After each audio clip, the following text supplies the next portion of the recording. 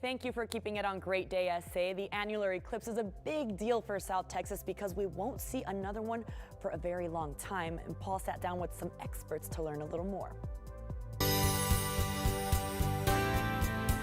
Well, the big annular eclipse is coming up, and to talk about that is Bryan Tobias. He's an astronomer at UTSA, and also Caleb Gimar. He's also an astronomer over there.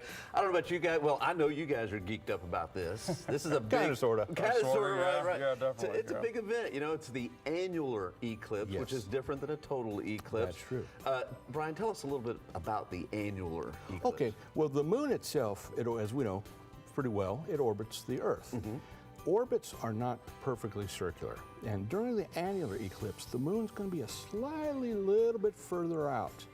So when the eclipse is happening on October 14th, it's not going to cover the entire sun, but more, cover a majority of it. Right. And there'll still be a ring that everyone will see. What will it look like outside?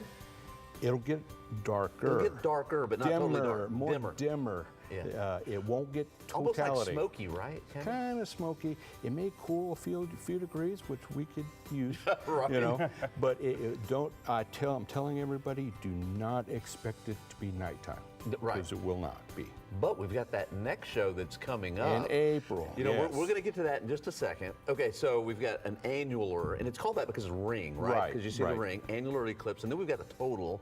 Caleb, tell us a little bit about the difference on that. All right, so during the total eclipse, the moon will be closer to the Earth in its orbit around the Earth. And so during that time period, the entire disk of the moon will block out the entire disk of the sun, provided you are in the right area to see this, of course.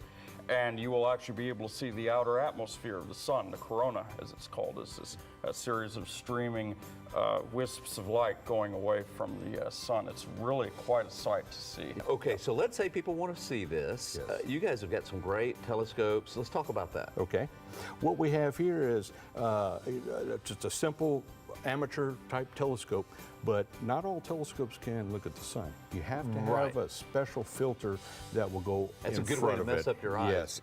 Yes. And the one thing to mention is that the annular eclipse, you don't look at the sun, period, at all. Right. Because even though some of the sun will still be showing, it will still fry your eyeballs. Right. So, but you got to have welder's glass. Welder's glasses, goggles. And I should mention it needs to be a certain grade of welder's glass. It needs to be the higher grade of welder's glass. Sunglasses are not going to cut it. Right. The best thing to do is a device like this, where you're not staring at the sun and it projects the sun for you. This is called the sun spotter. Yeah. And we'll be having some of these set up on Saturday, the 14th.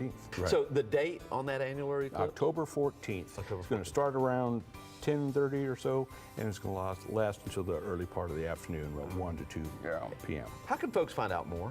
Well, we are going to be set up at several places around town. We're going to be working in conjunction with the National Park Service, and we're probably going to be one, if not the biggest eclipse parties. Where's that going to be? Mission San Jose. Mission San Jose. Yeah, we have glasses available free of charge to everybody. We're going to have probably 20 plus telescopes set up to look at the sun in different wavelengths. So be there October 14th. Yes. All right. Bryan, thank you so much. Thank you. Caleb, thank you for being with us. So much useful information. Now I'm getting real excited for tomorrow.